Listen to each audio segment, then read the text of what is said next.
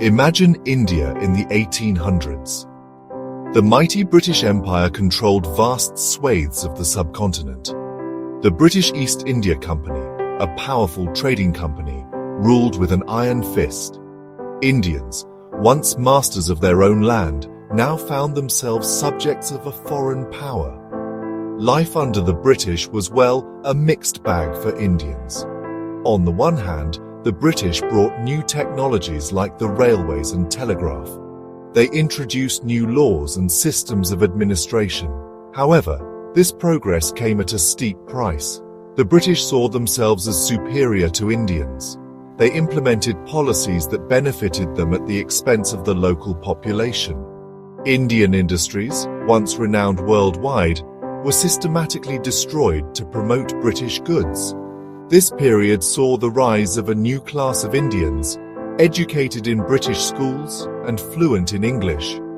While some embraced Western ideas, many others felt a deep resentment towards British rule. This resentment, fueled by economic hardship, social upheaval, and political subjugation, would eventually boil over into open rebellion.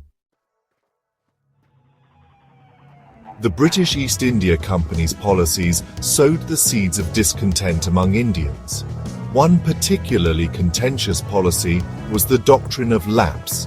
This doctrine stated that if an Indian ruler died without a male heir, his kingdom would be annexed by the British.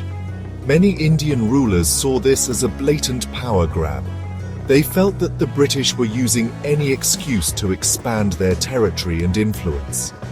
The annexation of states like Jhansi and Awadh under this doctrine further aggravated the Indian princes. Adding insult to injury, the British showed little respect for Indian customs and traditions. They treated Indian rulers with disdain, further fueling the flames of resentment. This disregard for Indian sovereignty and tradition created a deep sense of unease and anger among the ruling class. The British, in their attempt to civilize India, often interfered with the social and religious fabric of Indian society.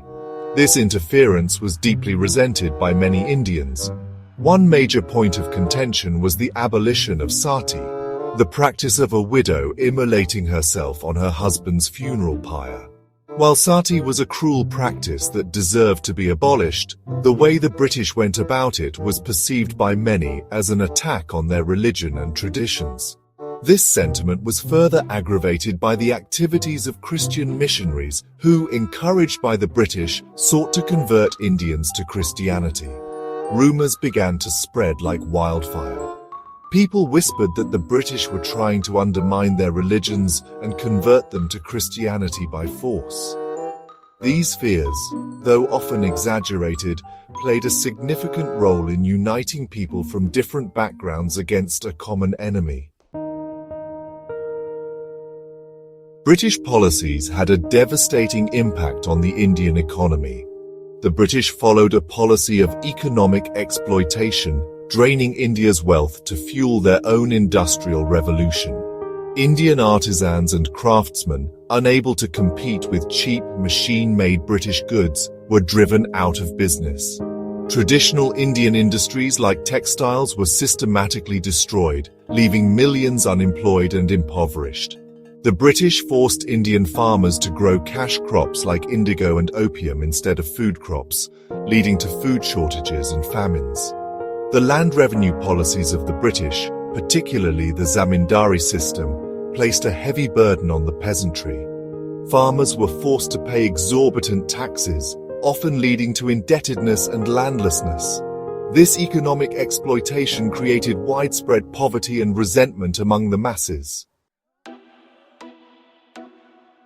By the early 1850s, India was a powder keg of discontent, ready to explode. All that was needed was a spark.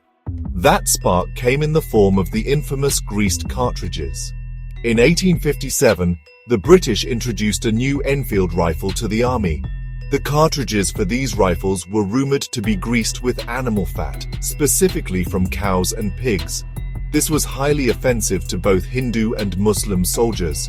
Hindus considered the cow sacred, while Muslims considered the pig unclean. The sepoys, as the Indian soldiers in the British Army were called, refused to use these cartridges. They saw it as a deliberate attempt by the British to defile their religions and force them to convert to Christianity. This incident, seemingly insignificant at first, proved to be the catalyst for the Great Revolt of 1857. So, the revolt began in Meerut, which is a city near Delhi, in May 1857. Sepoys who refused to use the greased cartridges were punished by their British officers. This act of perceived injustice, really sparked a mutiny among the sepoys. They broke free from their barracks, killed their British officers, and then marched towards Delhi, the seat of the Mughal Empire. The rebellion spread like wildfire across northern and central India. Sepoys in other cantonments mutinied, and pretty soon, the revolt transformed into a widespread uprising against British rule. People from all walks of life, peasants, artisans, soldiers, and even some rulers, joined the rebellion. They were united by their hatred for the British and their desire to overthrow the yoke of foreign rule. The rebellion, though lacking a centralized leadership and clear objectives, posed a serious challenge to British authority in India. The Revolt of 1857 saw the emergence of several brave leaders who came to symbolize the spirit of resistance against the British. In Delhi, the aging Mughal emperor, Bahadur Shah Zafar, was reluctantly proclaimed the leader of the rebellion. Rani Laxmi Bai, the Queen of Jhansi, a skilled warrior and a shrewd strategist, became a symbol of courage and defiance. Nana Sahib, the adopted son of the last Peshwa of the Maratha Empire, led the rebellion in Kanpur.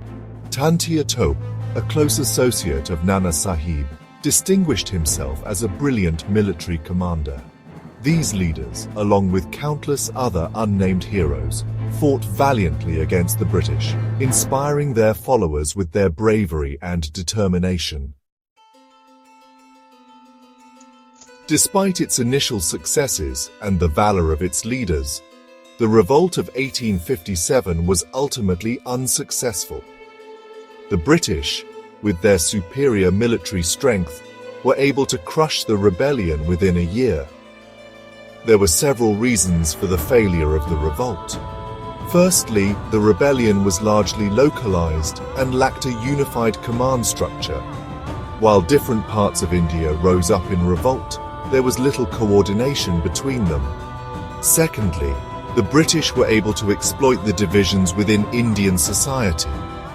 Many Indian rulers, fearing the loss of their power and privileges, sided with the British. The Sikh regiments of the British Army remained loyal to the British and played a crucial role in suppressing the revolt. This lack of unity among Indians proved fatal to the rebellion. The revolt of 1857, though unsuccessful in its immediate objective of overthrowing British rule, had far-reaching consequences. The British government dissolved the East India Company and took direct control of India. Queen Victoria issued a proclamation promising better treatment for Indians, though these promises were often not kept. The British also made significant changes in their military and administrative policies. The number of Indian soldiers in the British Army was reduced, and the proportion of European soldiers was increased. The Revolt of 1857 was a turning point in Indian history. It marked the end of an era and the beginning of a new phase in the struggle for independence. The sacrifices of the rebels served as an inspiration to future generations of freedom fighters who would eventually lead India to independence. The memory of the revolt continued to fuel the desire for self-rule, ultimately culminating in India's independence in 1947.